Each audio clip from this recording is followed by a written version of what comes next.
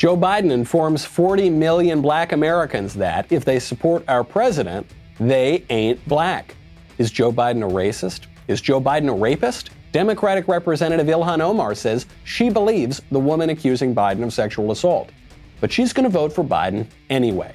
And President Trump accuses MSNBC's Joe Scarborough of murdering a staffer. Some heavy stuff to start the week. I'm Michael Knowles, and this is The Michael Knowles Show.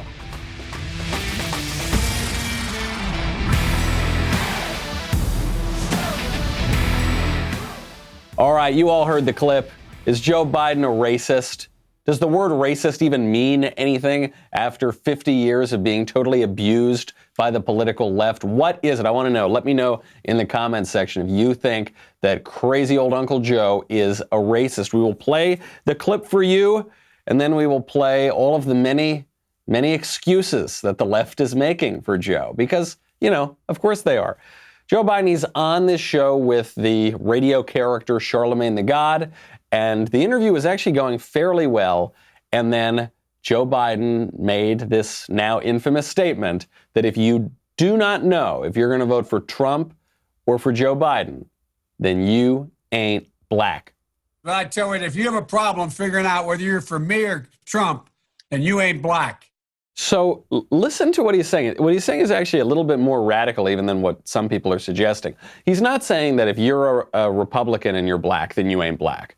He's not saying that if you're not going to vote for me, then you ain't black. It's actually even further than that. What he's saying is, if you even have the slightest question as to whether or not you're going to vote for me, if it even enters into your mind that it would be possible to vote for a Republican, then you ain't black. In order to be authentically black, according to Joe Biden, you have to be unconsciously Democratic, unconsciously left-wing. Obviously, that is absurd.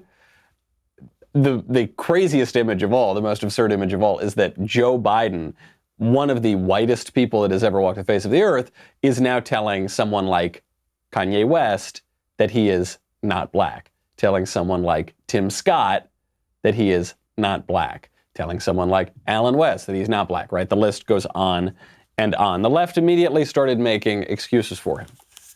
Close your eyes. Imagine what the headlines would look like if a Republican had made a similar statement. Could you imagine? Right, it would be wall-to-wall coverage, outrageous. He has to resign. This is like David Duke is running for president, right? That's what you would have heard. But because it was Joe Biden, because it was a Democrat, here are the headlines. CNN. What Biden said was outrageous, but some say so was the reaction. Some say that, eh? Who is some? Is some the nickname of John Blake, CNN writer? Because that seems to me very likely. Or not even John Blake, the writer, but whoever the editor is that wrote that headline. This is something that the left always does when they get a bad series of headlines and they want to counter that narrative.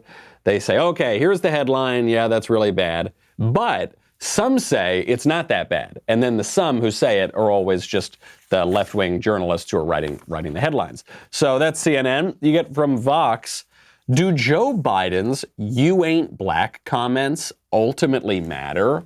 No, of course not. If Joe were a Republican, they would matter a whole lot. But no, do they matter? No. Now, this is the Clinton strategy. The Vox headline is what you would always see from the Clintons, which is that the Clintons would have some scandal, and then they would just immediately tamp it down, say, this is old news. What do you mean it's old news? The scandal happened yesterday. No, it's old news. It happened yesterday. Today's today. It's not a big deal. Move On, the organization MoveOn.org, the very prominent left-wing organization, was founded to get the Clintons through the impeachment. And they said, well, look, we got to move on. This is old news. No big deal. Doesn't matter. Nothing to see here, folks. That's what Vox.com did. And then my favorite one came from the most ridiculous of all of those newspapers, the Washington Post. Democracy Dies in Darkness. This headline on an article by Jonathan Capehart, come on, Biden's "you ain't black" comment was clearly a joke. what was the joke? I saw some people on social media try to say this, that Joe Biden was joking, and so therefore it's not an offensive comment. What's the joke? Look, I'm perfectly willing to give people grace if they're telling jokes. But what is the joke? That black people have to vote for Democrats? Is that? I guess that's what he's saying. The joke is black people can't think for themselves.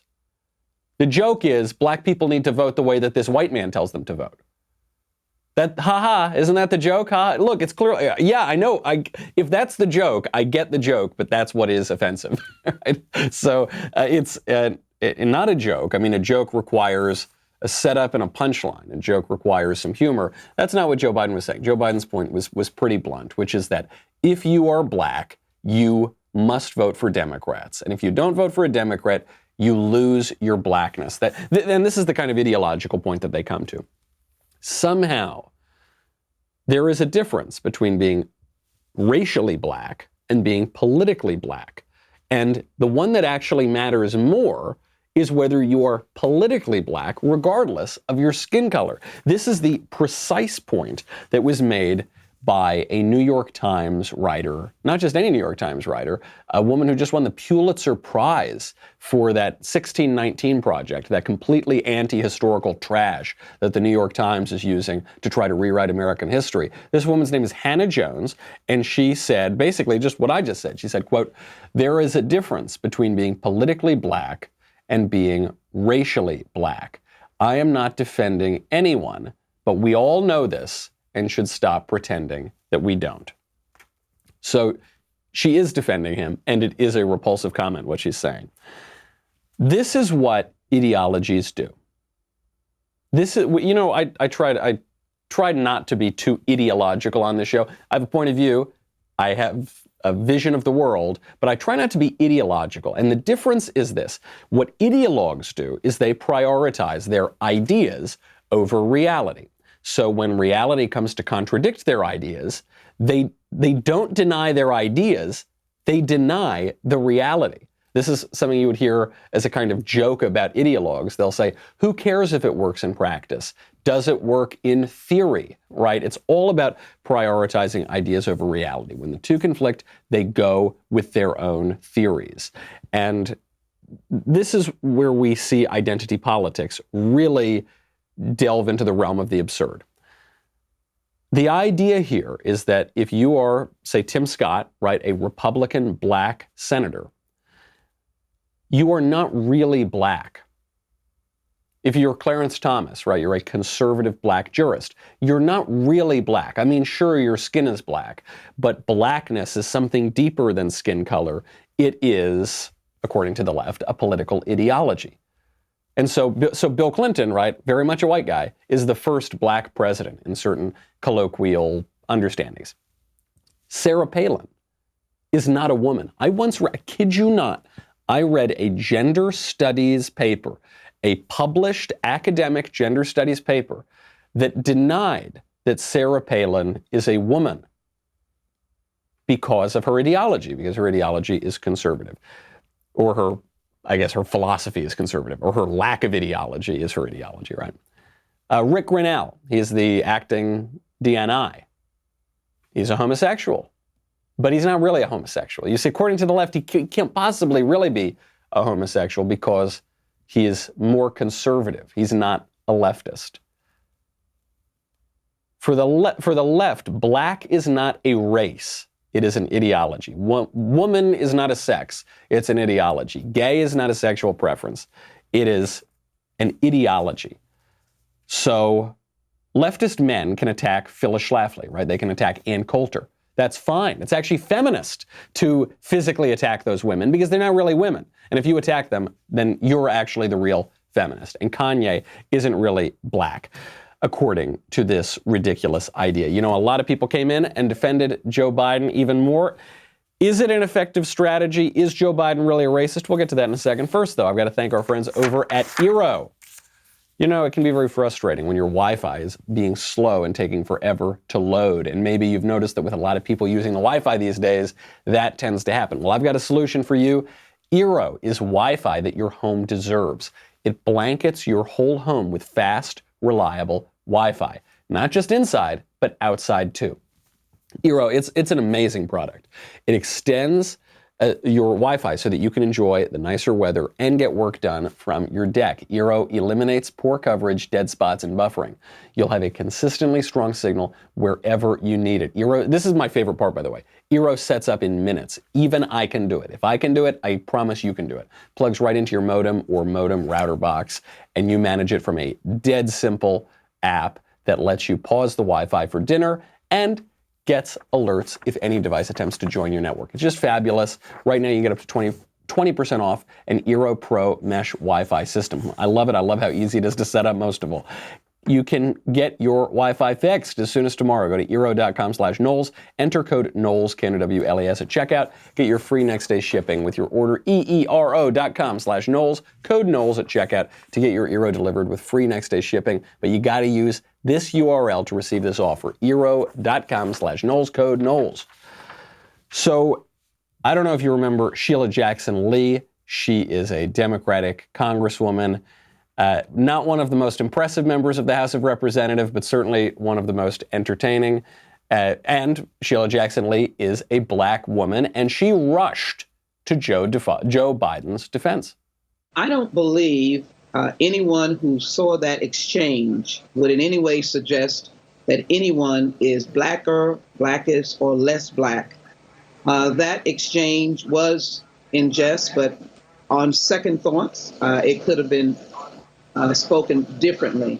But I think African Americans are truly one of the most astute political groups in this nation, and they know what is best for them, their children, their families, their elders, and as it relates to the generational divide, if you will, or the unity of such, those who are millennials are clearly astute. And what I would say to you is that that was not what the vice president said.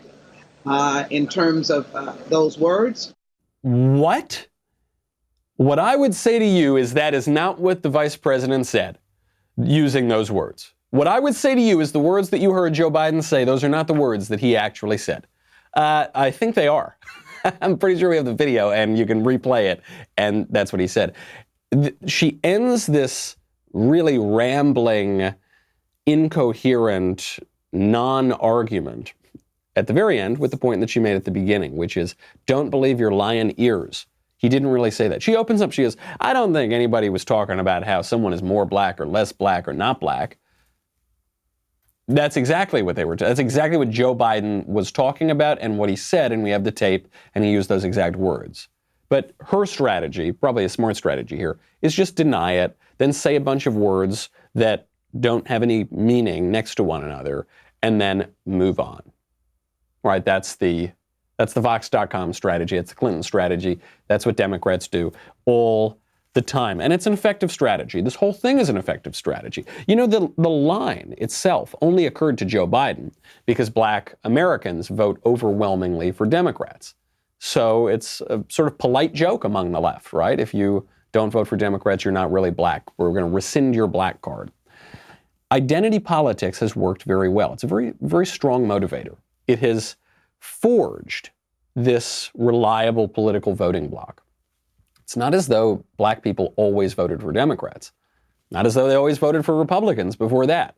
There was a time at which the black vote was a little more divvied up. Now it's pretty solidly Democratic because identity politics is pretty strong. If you're told what Joe Biden is telling them, which is that not only will you lose a policy or two if you don't vote with me, but you will lose your very identity, then that's a pretty strong motivator to vote a certain way.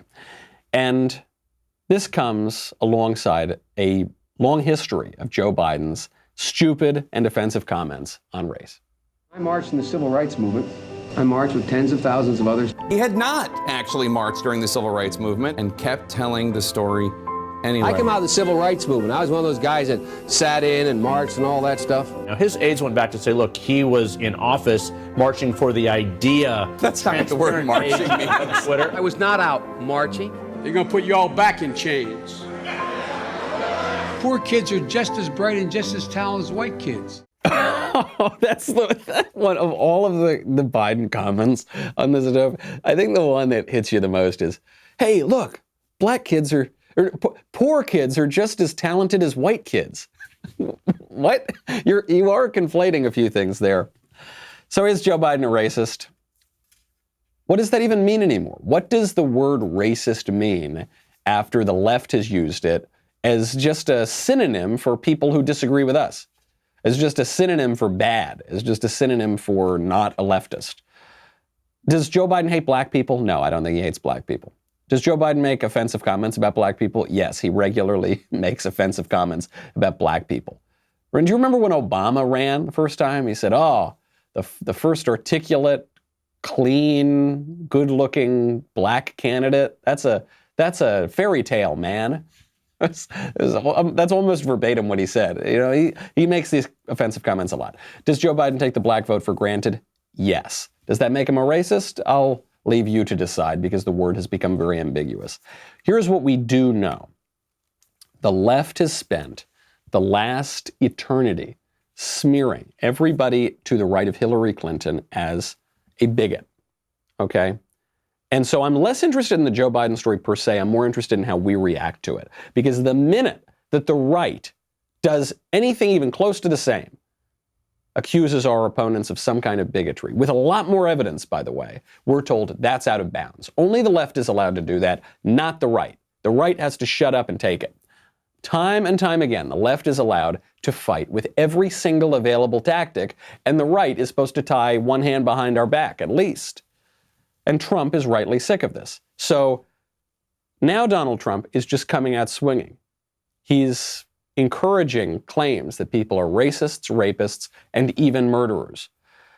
Should the right take the gloves off? I think the right absolutely should. We got to be careful not to go too far. There was a big attack that Trump leveled over the weekend. I think it's not necessarily in the totally right direction, but it's pretty funny because it's going to make Joe Biden sweat. We'll get to that in 1 second, though. First, I got to get to our friends at Keeps. You know, I do not want to go bald.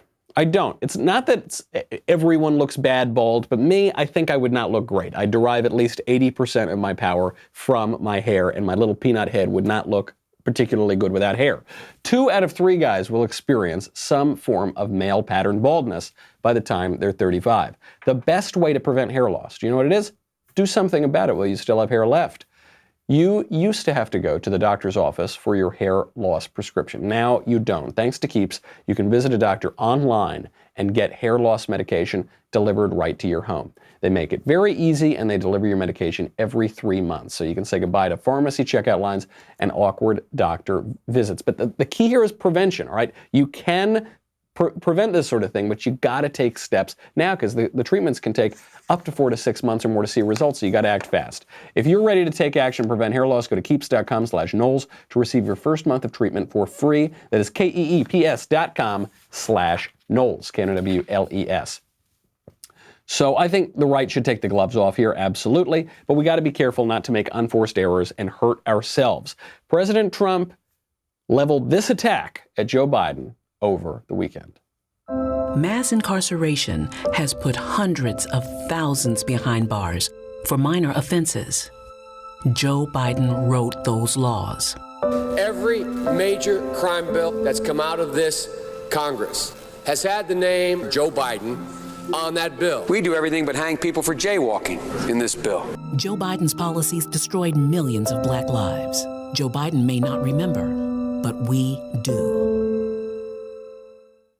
So conservatives are against putting criminals in jail now? Is that the idea? I don't like this ad. I mean, it's in a way a devastating ad, right? Even down to the very last part where the ad says, Joe Biden may not remember, but we do, because Joe Biden doesn't remember what he had for breakfast this morning. But the point of the ad, do we agree with that now? It's very conservative now to not throw criminals in prison. I don't think that's conservative. I think actually we should put more criminals in prison. I think we have too many criminals on the street. And that's what most conservatives thought until it was politically convenient to attack Joe Biden. Not a great way to attack him, I don't think.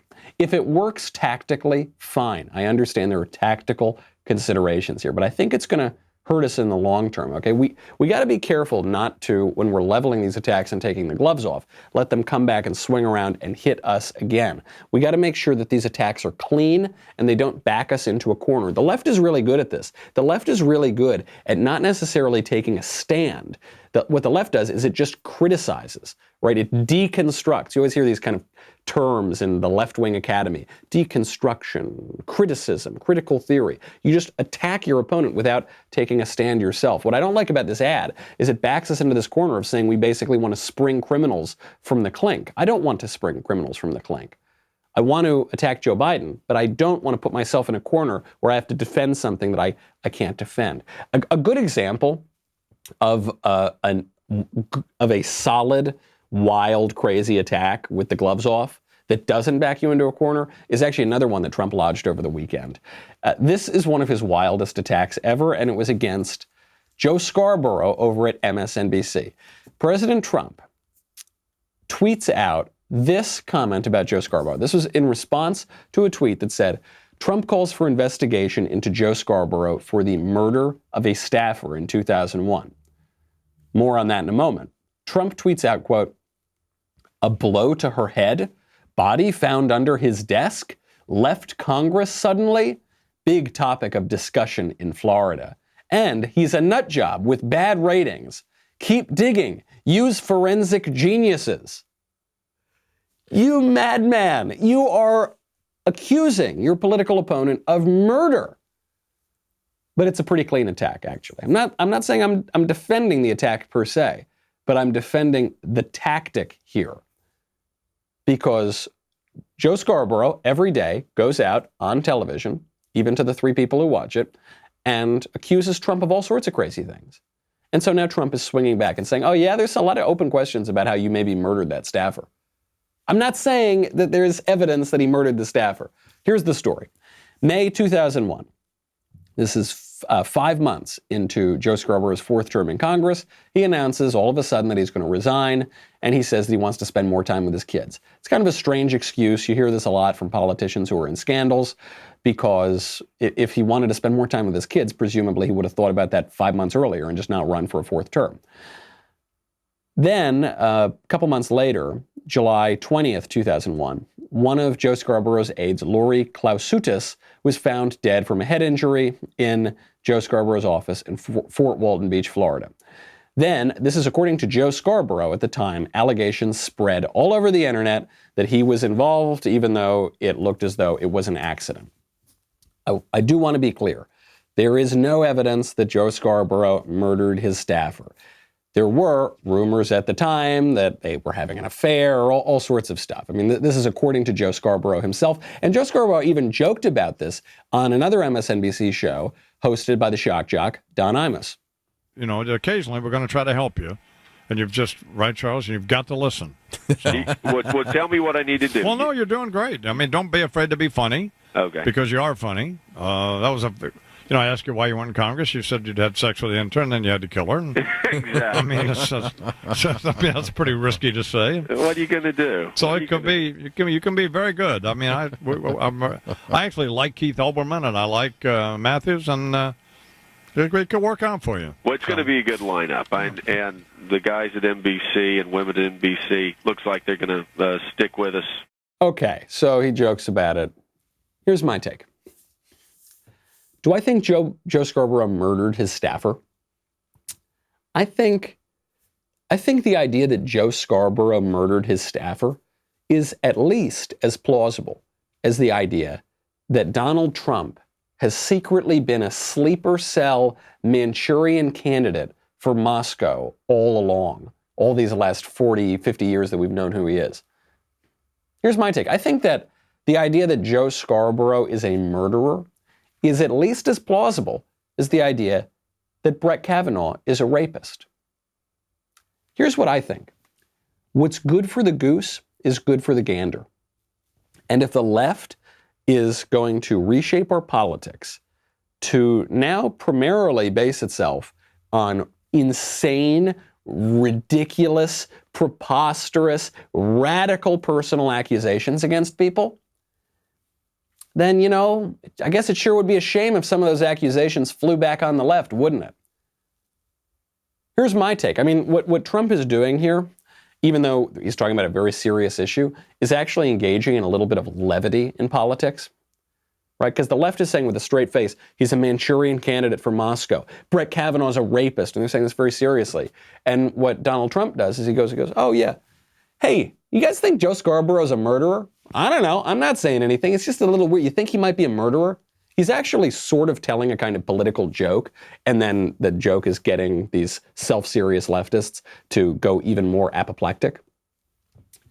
I think that levity is okay in a time where people are way too self-serious in politics and where one side gets to level outrageous accusations, but then the minute the other side does anything even remotely resembling that, it's a national disgrace. Okay? And I also think that there is nothing virtuous about one side of the political aisle completely unilaterally disarming. I don't think there's anything virtuous about the left being able to use a whole host of tactics and the right having to tie their hands behind their backs. And I, in particular, don't think that's virtuous because the left is not virtuous. The left is vice. It is vice mobilized in politics. And the right, for all its many flaws, is actually attempting a sort of politics of virtue. And so I don't think it's good for the right to be handicapped and for the left to be able to do whatever they want. There's nothing good about that. And I'm glad that the right is fighting back. But I want the right to fight back smart. I don't want the right to fight back in a way that's going to hurt us in the long run. You can't expect the left to play nice or fair or even stick to its own rules. It's not going to happen. A great example of this, sort of tangentially related to Joe Biden, comes from Ilhan Omar. Ilhan Omar, part of the squad, radical leftist freshman congresswoman. Ilhan Omar actually acknowledged that she believes the woman accusing Joe Biden of rape. And yet she's going to vote for Joe Biden anyway. We'll get to that in 1 second. First, I got to thank our friends over at Rock Auto. You know, when you go to the auto parts store, they never actually have what you want, right? They never have what you need. There are just too many parts out there. Brick and mortar doesn't have it. So what do? They go online. They probably go to rockauto.com. They order the part. They charge you twice as much. Rockauto.com is a family business serving auto parts customers online for 20 years, which is basically the whole history of online.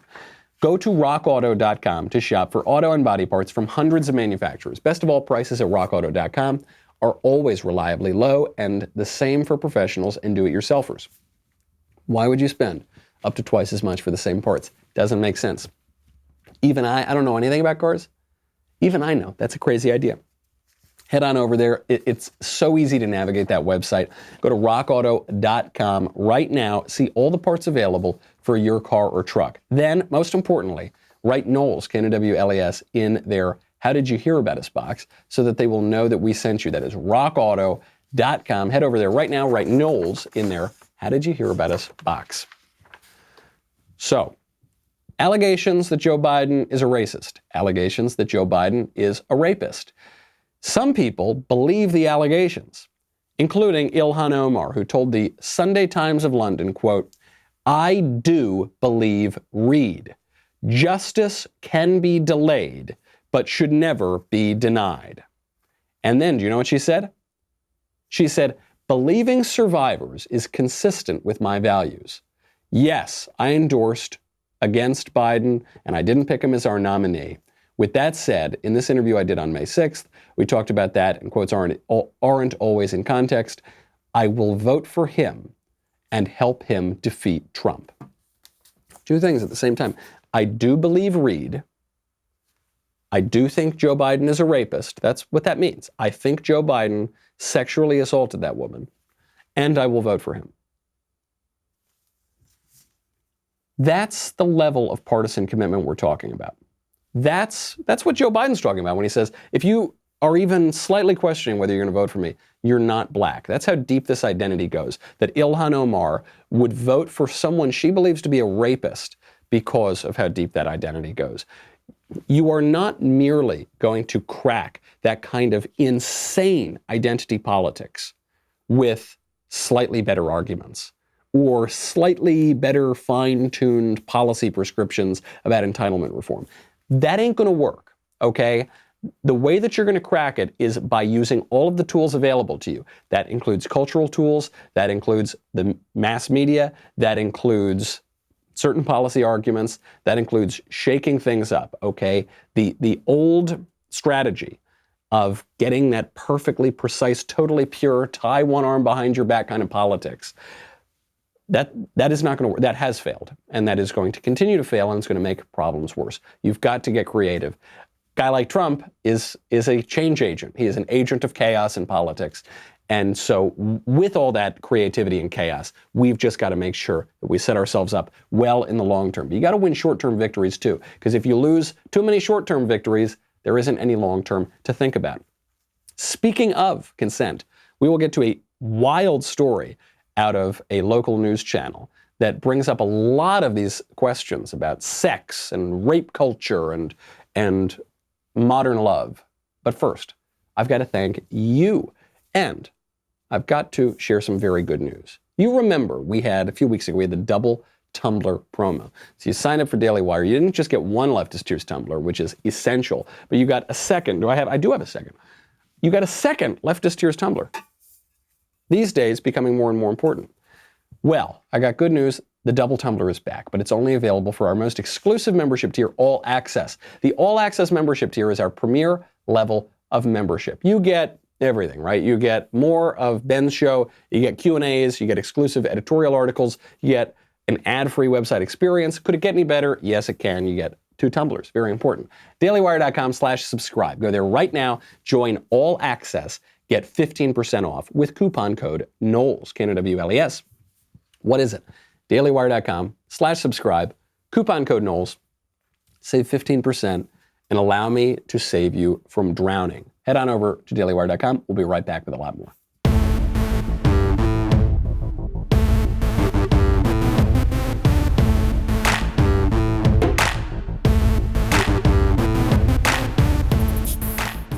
So there was a crazy, crazy story over the weekend. And it tied in with this kind of consent that we're all talking about. I mean, just think about the Tara Reade story. Think about how crazy this is. You've got a woman who was on Joe Biden's staff, who is certainly much more credibly accusing Joe Biden than anybody accused Brett Kavanaugh. And you've got some people like Ilhan Omar saying, yeah, I believe her, but I don't care. That is a keen level of partisanship. You now have the mainstream media. This was a piece in the Associated Press trying to figure out how do we finesse the Ilhan Omar angle? How do we say, yeah, we believe her because we have to believe all women because that was the position we backed ourselves into, but also we want to keep voting for Joe Biden. The way they're going to do that, it's actually pretty brilliant, is now being shown on the pages of the Associated Press. What they're going to do now is imply that this woman is a victim, imply that she's a little bit crazy, and then conclude that she's not a victim of Joe Biden, but she's still a victim so we can feel sorry for her and take her seriously. That's what they're doing now. They say, quote, Biden accuser's life marred by abuse and financial hardship. One thing is clear in the complicated, sometimes contradictory, and often chaotic story of Tara Reade. Her life has not been easy. Wow. See what they sandwiched in there? It's complicated and it's chaotic. And then right in the middle, sometimes contradictory. So they don't believe her.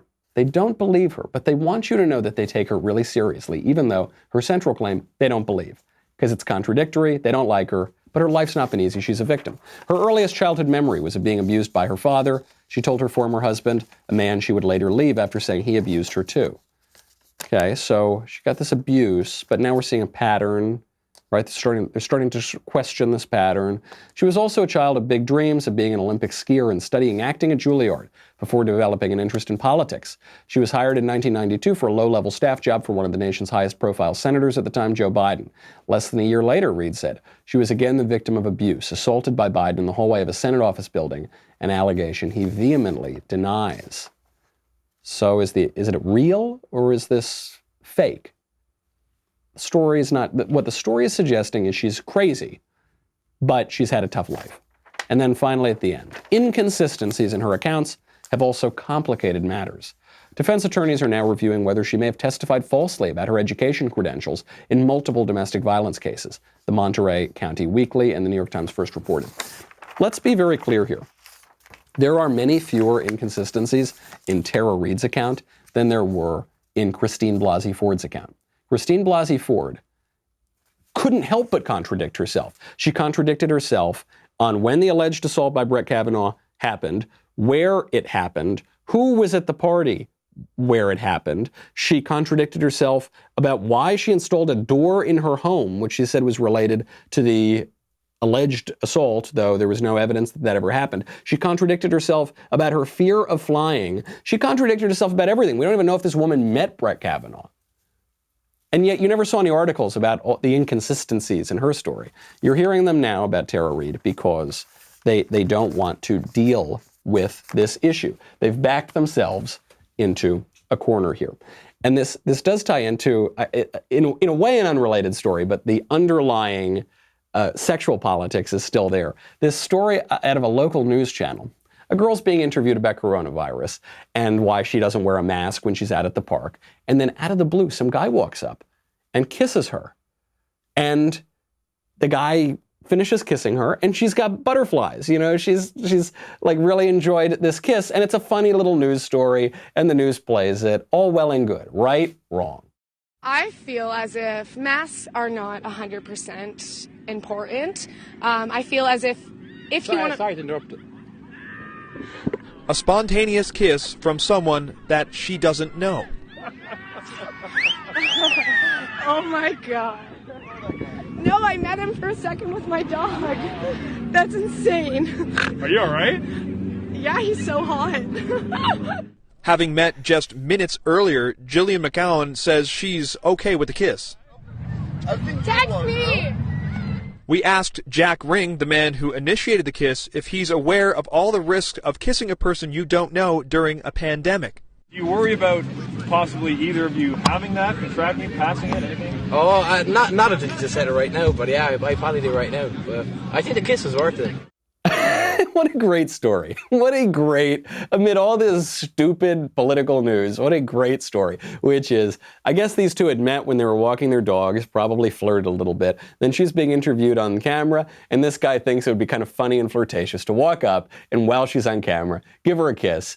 And then it's this great moment when he pulls away. She looks like she is just floating on a cloud. She's giggling about it, right? A friend of mine tweeted out this video. She said, "A woman needs a man like a fish needs a," and then just that clip, right? That's the old line from the feminists in Gloria Steinem. Women don't need men, and then you fast forward to this, and this woman's like gaga over this guy kissing her, right? So whatever, sweet story. She walks away. She goes, "Text me." That was fun, right?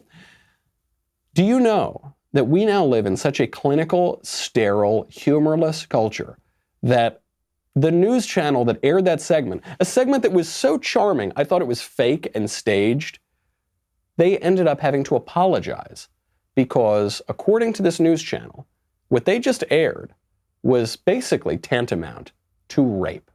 A follow-up on a story that aired last night on CTV News at 11:30. In a story on social distancing, we included an interview with a woman in a park.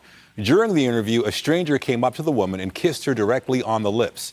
Our story then focused on the dangers of kissing a stranger on the lips during a pandemic. It was wrong to air this video.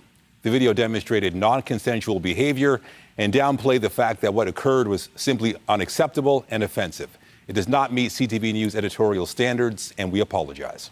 Oh my gosh. This is exactly what we were talking about at the top of the show. This is exactly what we're talking about on the racist, rapist, all the kind of hysterical claims. This is what ideologues do. They have their ideas, and then there's reality. And when their ideas contradict reality, the ideas have to win. The ideas have to clobber reality. Would anybody look at that video? Would anybody look at that interview and say, that guy raped that girl, the guy who kissed the girl on camera, he raped her? No. Least of all, the woman. The woman was the one who said, text me, thanks for that kiss. It ties in, you know, there's a statistic that goes around college campuses that 1 in 5 or even 1 in 4, some say, women are raped on college campus, meaning that Harvard Yard is more dangerous for women than downtown Fallujah, right? That obviously isn't true. One of the places that number comes from is a survey that was sent out. It was conducted by activist feminists to ascertain what happened in people's sexual lives, and concluded that 1 in 5 or 1 in 4 women on college campuses have been raped, even though the women themselves did not think that they were raped. So the women who this actually happened to disputed the ideologues' interpretation of their situation, but the ideologues always have to win. Likewise, consider the other side of this. If Joe Biden actually did what he's being accused of, I'm not saying he is, I don't know that I believe this woman, but Ilhan Omar says she does believe this woman, and what this woman said is that Joe Biden sexually assaulted her. Even according to that description, Joe Biden can't really be a rapist, and therefore Ilhan Omar could endorse him for president because Joe Biden is a Democrat. And look, Democrats just don't do that sort of thing. Left-wingers, look, that's the sort of thing that milquetoast federal judges like Brett Kavanaugh do, but not good Democrats like Joe Biden. Same thing with the racism. Did Joe Biden do a racism? Did he make a racist comment on that show where he said, if you don't know if you're going to vote for me, then you ain't black? I guess, but certainly by the left standards, that would be considered racist. But it can't be racist if Joe Biden does it because he's a Democrat. If you're a black person and you vote for Donald Trump, are you still a black person? Yes, of course. In reality, that's true. But not according to the ideology. And for the left, when the ideology and the reality come into conflict, the ideology's got to win. I mean, consider that famous photograph from World War II, at VJ Day, Victory over Japan Day, when the sailor comes back and they're in Times Square and he dips that nurse and they're kissing. This is one of the classic photographs ever taken. So embodies the spirit of the country. And for at least 60 years after, probably 65 years after that photo was taken, it was considered this wonderful moment of relief, of love, of victory, right? But then, starting about 10 years ago, people started to reinterpret that image and say that was an image of rape, of sexual assault. Seriously, that's how this is discussed among the left. Would anybody look at the image of the sailor kissing the nurse and say that's rape? No, of course not. But according to the ideology, it is. And so they have to deny the physical reality and go with the ideology. You see this not just in the realm of our sex politics. You see this even when it comes to something like coronavirus. New York Times publishes an incredibly demagogic, emotionally manipulative piece over the weekend. But, hey, that's the New York Times. This is an editorial. I guess it's technically a news story. Really, it's an editorial, though. It's signed by the New York Times, called An Incalculable Loss, talking about the victims of coronavirus. America is fast approaching a grim milestone in the coronavirus outbreak. Each figure here represents one of the nearly 100,000 lives lost so far, but a count only reveals so much. Memories gathered from obituaries across the country help us to reckon with what was lost. So just from the very beginning, the headline is not true, right? Because what the headline is saying is that the loss is incalculable, and then they immediately give you the calculation. They say it's about 100,000 people, and then they list all of these people in the article. So it is calculable. Now, I guess the point they would say is, well, you can't possibly calculate the value of a human life. Yeah, of course, I certainly agree with that. But then no calculation involving anything in the social sciences is possibly useful, right? Because I guess the only calculations that you could then really calculate would be purely abstract ones like mathematics. But the minute you bring a human being into it, then it's incalculable, according to the New York Times. Or it's calculable and they're just being demagogues. Sure, you could say there's no way to quantify a human life. Yeah, I agree. But we still have statistics, right? We still have death statistics, crime statistics, health statistics. So we do calculate them in some way. But they're trying to prime you up for this emotional manipulation. Then they just start listing people, right? So they'll say, auditor in Silicon Valley, Patricia Dowd, 57. They'll say a little bit about her. Great-grandmother with an easy laugh. Marion Kruger, 85, Kirkland, Washington. It's really sad, right? You're just talking about people who died, and you see all the various people there. Then you get to the 6th name on the list, just number 6. Jordan Driver Haynes, 27 of Cedar Rapids, Iowa. See, 27, not a lot of 27-year-olds die from coronavirus. Do a quick little Google search. Turns out he didn't die from coronavirus. He was murdered. But now, in our kind of quirky calculations of this virus, where the numbers keep changing, sometimes they go down, sometimes they go up, sometimes the criteria get a little bit different, sometimes thousands of people who weren't even tested for the virus are just added to the death roll. Number 6 on the New York Times emotional manipulation list was just murdered. It's just as sad to be murdered, but it's not coronavirus. An autopsy has ruled the death of Jordan Haynes a homicide. His body was found in a vehicle in a wooded area off of I-380 on March 12. Details regarding the homicide aren't being released. The journalist, who I don't know who put this one together because it's just signed by the New York Times, they just Googled COVID-19, or coronavirus or something like that. And then because in this guy's obituary, it said that his funeral services were delayed because of COVID-19. She just added him to the list. How many people is that being done for? How many? I mean, in one day in New York, they added, I think, 3,700 people to the death count who never tested positive for coronavirus. Did they die from coronavirus? Maybe. I don't know. But the people who added their names to the list don't know either. But this is the trouble. We were told, according to the main model that shut down the entire world, that 2.4 million Americans were going to die from coronavirus. Remember? And that didn't happen. Good, thank God. I'm so pleased that didn't happen. But it wasn't like it was 2.4, then it was 2 million, or 1.5 million, or 1 million, or 500,000. Now the numbers have been way reduced. I think now we're at about, as the New York Times says, about 100,000 deaths. So even if it's 200,000 deaths, even if it's twice as much as we see now, which seems unlikely, that's over an order of magnitude less than they initially told us. So they've got to build and build and build. They've got to craft the narrative, even when it contradicts the facts. And they will do this on any issue, from race to rape to murder to pandemics to anything. We have got to fight against that. That is an irrational way to conduct your politics. Fine. The solution to that is not going to be giving the slightly more honed in arguments. Oh, if we just improve our argument by 2%, then finally we'll win back the culture. No, we're fighting a much more difficult adversary. We have got to be creative in that as well. We've got to use all the tools at our disposal. Sometimes that's levity, sometimes that's history, sometimes that's humor, sometimes that's a personal attack. Sometimes you got to do that. That is what is at our disposal. We've just got to make sure that we don't back ourselves into a corner, even while we start fighting. Big lesson of the Trump era is to free ourselves up, use the tactics at our disposal. That's going to be chaotic. That's going to be a little bit crazy.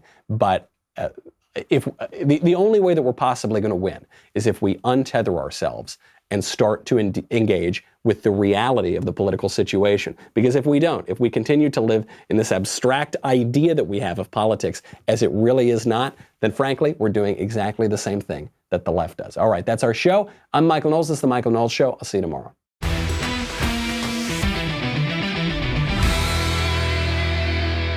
The Michael Knowles Show is produced by Ben Davies and directed by Mike Joyner. Executive producer, Jeremy Boring. Supervising producers, Mathis Glover and Robert Sterling. Technical producer, Austin Stevens. Assistant director, Pavel Wadowski. Editor and associate producer, Danny D'Amico. Audio mixer, Robin Fenderson. Hair and makeup, Nika Geneva. Production assistant, Ryan Love. The Michael Knowles Show is a Daily Wire production. Copyright Daily Wire 2020. Hey everybody, it's Andrew Klavan, host of The Andrew Klavan Show. You know, some people are depressed because the American Republic is collapsing, the end of days is approaching, and the moon has turned to blood. But on The Andrew Klavan Show, that's where the fun just gets started. So come on over to The Andrew Klavan Show and laugh your way through the apocalypse with me, Andrew Klavan.